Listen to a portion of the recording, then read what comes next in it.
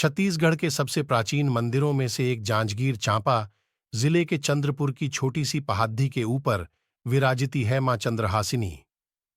साथ ही यहां बने पौराणिक व धार्मिक कथाओं की सुंदर झांकियां, लगभग 100 फीट विशालकाय महादेव पार्वती की मूर्ति आदि मां चंद्रहासिनी के दर्शन के लिए आने वाले श्रद्धालुओं का मन मोह लेती है।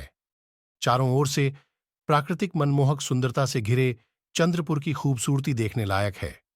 महानदी व मांड नदी के बीच बसे चंद्रपुर में मां दुर्गा के 22 शक्तिपीठों में से एक स्वरूप मां चंद्रहासिनी के रूप में विराजित है। पहले यहां बलि प्रथा का प्रचलन था, लेकिन समय के साथ इस पर प्रतिबंध लगा दिया गया है। मंदिर में है सुंदर और अद्भुत झांकियां। मंदिर के प्रांगण में अर्धनारीश्वर, महाबलशाली पवनपुत्र, कृष्णलीला, चिरहरण, महिषासुर वध, चार धाम, नवग्रह, सर्वधर्म सभा, शेषनाग बिस्तर और अन्य देवी देवताओं की भव्य मूर्तियां दिखाई देती हैं। इसके अलावा शीश महल, तारामंडल, मंदिर के मैदान पर एक चलती हुई झांकी महाभारत काल को जीवंत तरीके से दर्शाती है, जिससे आगंतुकों को महाभारत के पात्रों और कथानक के बारे में जानने को मिलता है।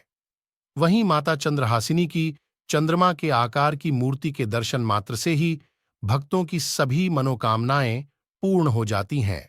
मां चंद्रहासिनी मंदिर का इतिहास।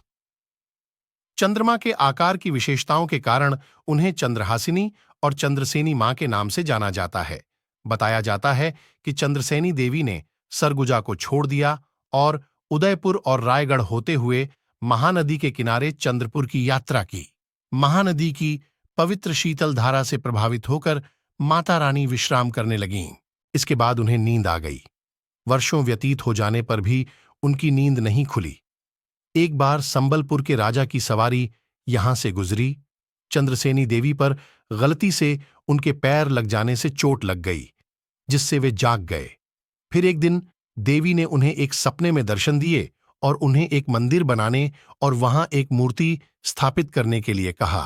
हर साल चैत्र नवरात्रि के अवसर पर सिद्ध शक्तिपीठ मां चंद्रहासिनी देवी मंदिर चंद्रपुर में महाआरती के साथ 108 दीपों की पूजा की जाती है। 108 दीपों के साथ महाआरती कहा जाता है कि नवरात्रि पर्व के दौरान 108 दीपों के साथ महाआरती में शामिल होने वाले भक्त मां के अनुपम आशीर्वाद का हिस्सा बनते हैं। सर्वसिद्धि की दाता मां चंद्रहासिनी की पूजा करने वाले प्रत्येक व्यक्ति की मनोकामनाएं पूर्ण होती हैं। नवरात्रि उत्सव के दौरान भक्त नंगे पांव मां के दरबार में पहुंचते हैं और करनाप कर मां की विशेष कृपा अर्जित करते हैं। पौराणिक कथाओं के अनुसार भगवान शिव ने दक्ष प्रजापति की पुत्री सती देवी से उनकी इच्छा के विरुद्ध विवाह किया था। बेटी के विवाह की खबर सुनकर दक्ष क्रोधित हो गए। उन्होंने एक यज्ञ को अंजाम देकर भगवान शिव को बदनाम करने की योजना बनाई। दक्ष के दामाद भगवान शिव और उनकी बेटी सती देवी को छोड़कर सभी देवताओं को आमंत्रित किया गया था। सती ने अपने पिता के यज्ञ की जानकारी पाकर अपने पति से भाग लेने की विनती की। सती को भगवान शिव ने इस यज्ञ में शामिल नहीं होने के लिए कहा था, क्योंकि कोई निमंत्रण नहीं था। भगवान शिव के कई अनुरोधों के बाद सती को यज्ञ में शामिल होने की अनुमति दी गई थी। सती अपने पैतृक घर पहुंची और अपने पिता को भगवान शिव की अवहेलना न करने के लिए कहा। आगंतुकों के सामने दक्ष ने सती का अपमान किया। क्रुद्ध सती ने योग अग्नि में स्वयं को आग लगा ली। सती के बलिदान के बाद भी दक्ष ने यज्ञ जारी रखा। जब भगवान शिव को सती की मृत्यु का पता चला तो उन्होंने उसे पुनर्जीवित किया और वीरभद्र को दक्ष को मारने के लिए कहा। वीरभद्र, काल और अन्य शिवगणों ने यज्ञ को नष्ट कर दिया और दक्ष का वध कर दिया। सती के शरीर को इकट्ठा करने के बाद भगवान शिव ने प्रलय तांडव किया। ब्रह्मांड के विनाश को रोकने के लिए भगवान विष्णु ने अपना चक्र भेजा और सती के शरीर को चकनाचूर कर दिया।